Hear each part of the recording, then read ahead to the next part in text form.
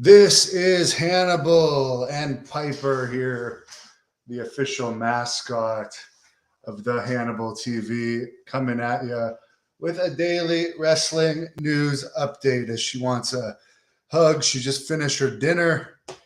Raw did a big 0.63 rating for their post-Wrestlemania edition in Dallas featuring Cody Rhodes, who gave a speech from what I saw in the highlights saying he's looking at gunning for the world title, which hopefully they'll keep it at one world title now and not confuse the hell out of everybody. Charlotte Flair turns 36 today. Sasha Banks and Becky Lynch appeared on Logan Paul's Impulsive podcast this week. I actually watched it. I really enjoyed the Sasha Banks one. She was already my favorite WWE diva because I think she's beautiful and talented. But I liked her even more after listening to her interview. And Becky Lynch was also entertaining on there. Piper watched both of them with me because, of course, she likes the divas and she's a big-time diva herself. And Logan Paul stated on that podcast that he did feel like wrestling was his home. Like he felt like he was very good at wrestling, and this could be something that like he could do and enjoy doing. They were discussing how, as opposed to boxing and MMA, the backstage environment is a lot more friendly in wrestling. Of course, it's a lot less stressful because you don't have to worry about someone intentionally trying to knock you out, which can lead to your death. So he also discussed in it that he wouldn't mind a behind-the-scenes role as well. And he kept it fairly kayfabe, especially for a celebrity. Kayfabe the thing with him and The Miz and so forth. So I actually enjoyed it. I actually enjoyed listening to that podcast. Hello to Eddie Grant. And by the way, the IMDb poster for Blood Hunter Thirst and Rage is out now, as we're going to be looking at recording it this summer. I'm really excited about that. So is Piper. Eddie says Logan Paul and Pat McAfee above CM Punk's whole AEW run. Well, apparently CM Punk went from like selling out the United Center in his first match to the last time AEW was in Chicago at the Winter Trust Arena or something, which is like the third largest arena. They didn't even sell it out. So I do see actually, and I did talk about this before, but since WWE isn't really getting any new stars over, I could see wrestling in the future being more celebrity oriented, where they bring in celebrities because they need stars and they're not building them in wrestling. That's why Steve Austin is at the main event. Like that, Steve Austin, and I agree that he's great, and I will watch that match. And I don't have any issues with him being in the main event. But Austin, a star of the 90s, main eventing the 2022 WrestleMania, would be like Bruno Sammartino headlining one of the Attitude Era WrestleManias, which just never would have happened. But that's where we are now. Wrestling, like decades earlier, is more popular than current wrestling, so they need to bring in stars from those decades to generate real interest.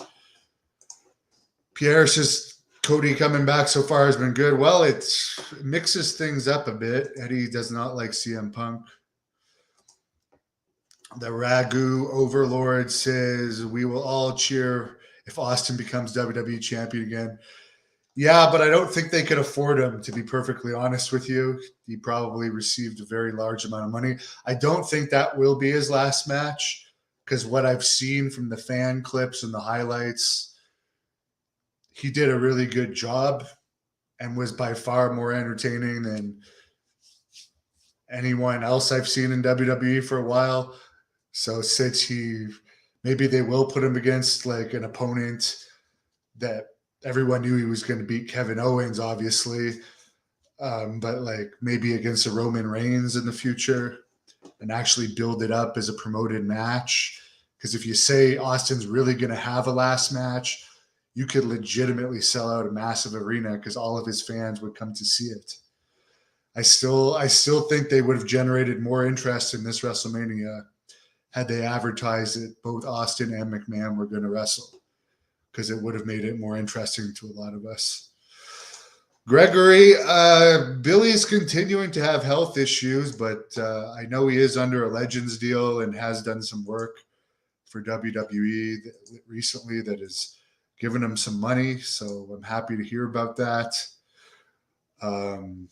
His emotions are always up and down, but he does have a Facebook page that he posts updates on there from time to time.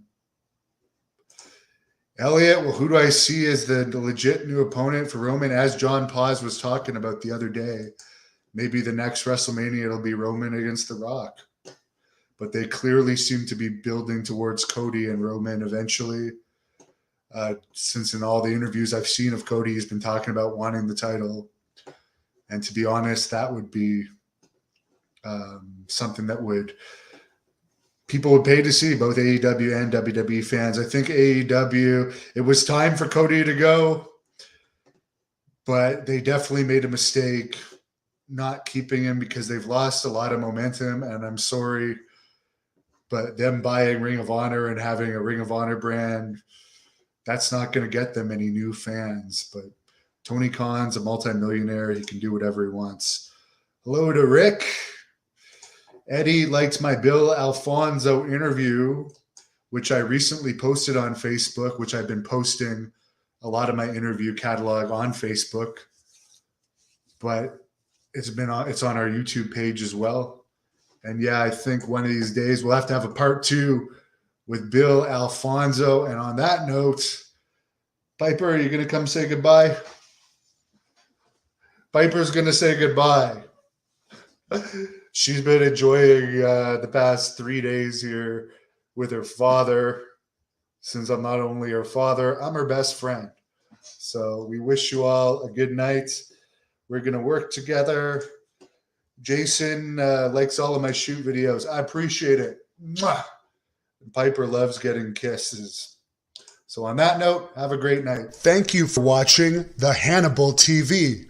Please help me out and like this video, then click the subscribe and get notifications buttons so you don't miss any of my latest shoot interviews, match videos, or news updates. Follow us on Facebook at The Hannibal TV for more live streams and videos. And while you're at it, follow us on Instagram and Twitter at The Hannibal TV.